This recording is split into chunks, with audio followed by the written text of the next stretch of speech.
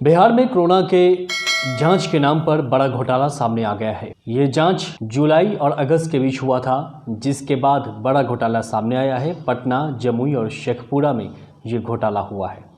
Indian express ने इस खबर को विस्तृत रूप से छापा है और जानकारी साझा की है कि किस तरह से कोरोना के नाम पर पटना, जमुई और शेखपुरा में घोटाला हुआ है। दरअसल जिन लोगों की जांच की गई उन लोगों का या तो नाम गलत था या फिर मोबाइल नंबर गलत था।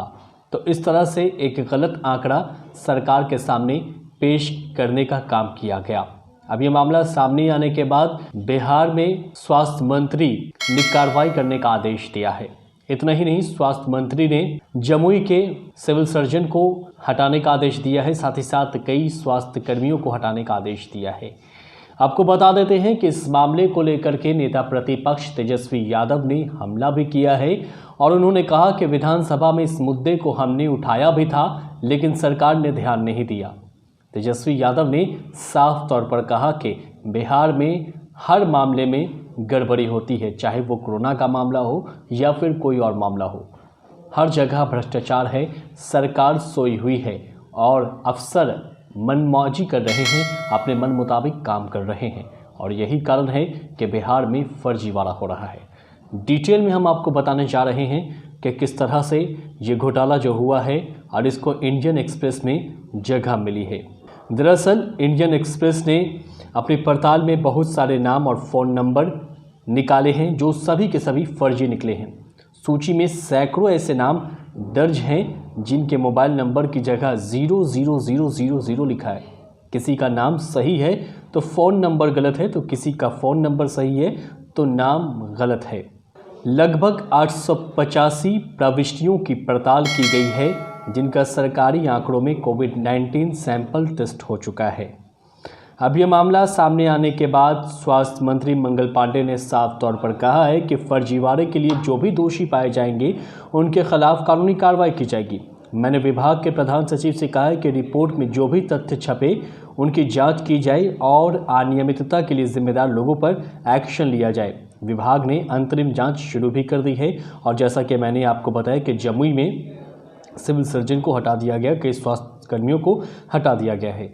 हमारे प्रधान सचिव है, उनसे हमने पूछा कि क्या बातचीत है, इस तरह की खबर देख रहे हैं। तो उन्होंने कहा कि नहीं, हम लोग पूरी जांच कर लिए और हमको बताया कि 22 जिला का देख चुके हैं, एक जगह कहीं कोई देखा गया है, उसके बारे में तत्काल हम लोग कार्रवाई भी कर रहे हैं इन सब चीज़ों के बारे में। और जिस अखबार में आया था उनके पत्रकार से भी उनकी पहले बातचीत हुई है और पूरा का पूरा सब तरह से लगे हुए हैं। पूरी रिपोर्ट ये लोग वहाँ भी भेज दिया। शायद पार्लियामेंट में, राज्यसभा में सवाल को किसी ने उठाया था कि माननीय सदस्य ने उठाया था, तो इसको लेकर के ये बात आई है। उसके पहले किसी एक समाचार पत्र में छपा था, तो इन लोगों ने पूरी बात की और हमको देखते ही हमने पूछा कि क्या मामला। इस मामले को राजद के मनोज झा ने संसद में भी, राज्यसभा में भी इस मामले को उठाया शुक्रवार को, जिस बीच केंद्र सरकार ने यह भी कहा कि इस मामले की जांच की जानी चाहिए। 2 दिनों से एक प्रमुख अंग्रेजी दैनिक में बिहार में कोविड टेस्टिंग के फजिंग और मैनिपुलेशन का, आंकड़ों के साथ खिलवाड़ की कहानियां आ रही हैं। सर, कमाल हो रहा है कि 7 दिन में ही प्रतिदिन का जो 10,000 का आंकड़ा था, 7वें दिन 1 लाख हो जाता है, उसके 14 दिन के बाद वो 2 लाख पार कर जाता है।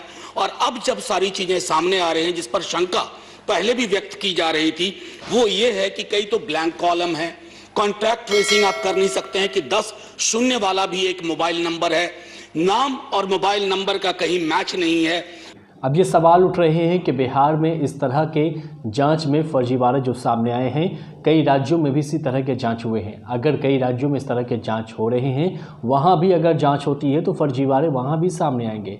झारखंड सरकार ने भी इस खबर के आने के बाद जांच के आदेश दिए हैं। अब देखना दिलचस्प होगा कि किन किन राज्यों में कोरोना जांच के मामले में गड़बड़ी जो फैली होगी वो कब तक सामने आएगी और सरकार जो है उसकी जांच करवा करके सही जो है वो कब तक जनता के सामने ला पाएगी।